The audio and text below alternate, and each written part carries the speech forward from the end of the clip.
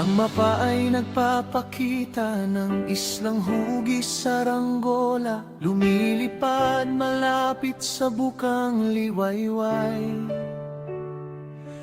Kumakapit sa liwanag, Catanduanes, tahanan ng matatapang at totoo, kung saan ang karagatan ay sumasalubong sa Esmeralda at ang langit ay malinaw. Ngunit tuwing Oktubre, ang hangin ay nagsisimulang magbago.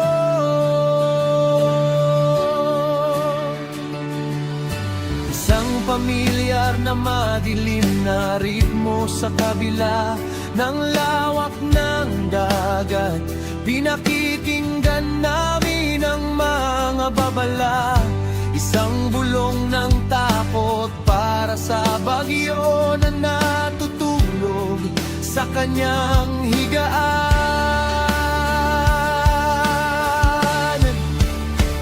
O ang mata ng Bitolandia, siya'y binubog at nagkapasa ng ulan at tubig na ibinuhos ng kalangitan. Mula sa Birak hanggang Baras, mula sa Pandan hanggang Biga, bumabangon kami kapag bumabagsak ang araw. Mas malakas kami kaysa kay Rolly o Yolanda.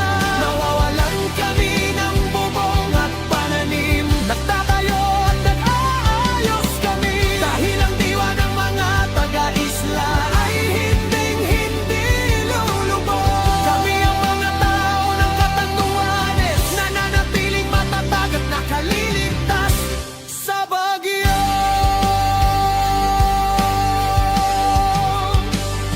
Nakasandal ang mga puno ng nyog, inukit ng hangin ang nakaraan ng mga bangka ng mangingisda ay nakatali, matibay ang pagkakagawa.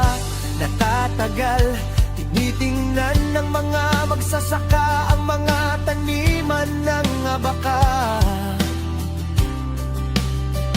Nagdarasal na ang ani ay magbigay sa kanila ng kabuhayan.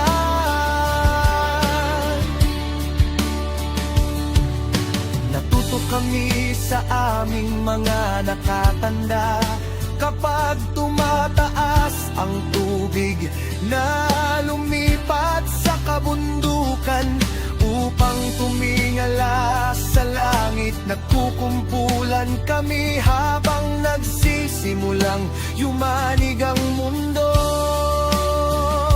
May kandila at pag-asa para sa mahal naming mga anak.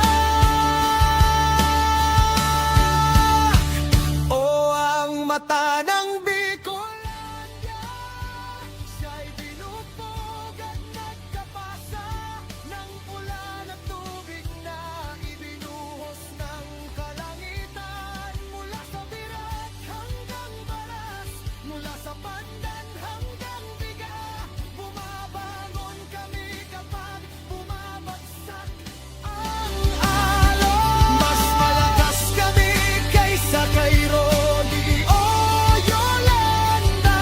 Nawawalan kami ng bubong at pananim, nagtatayo at nag-aayos kami, dahil ang diwa ng mga taga-isla ay hinding-hindi lulubog. Kami ang magdudong at katambuhan, nananatiling matatag at nakaliligtas sa bagyo.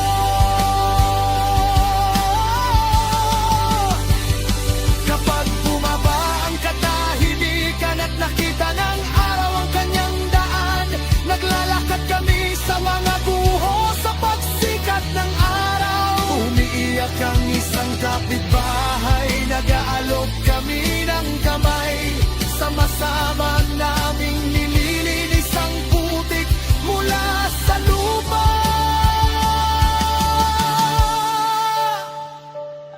Hindi kami naghihintay ng paglilitas.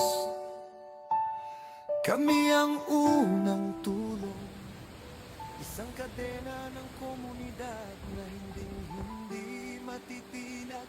Nakikita ng mga bata ang mga magulang na lumingiti sa kabila ng luha. Ipinapasa ang lakas upang labanan ng tayo.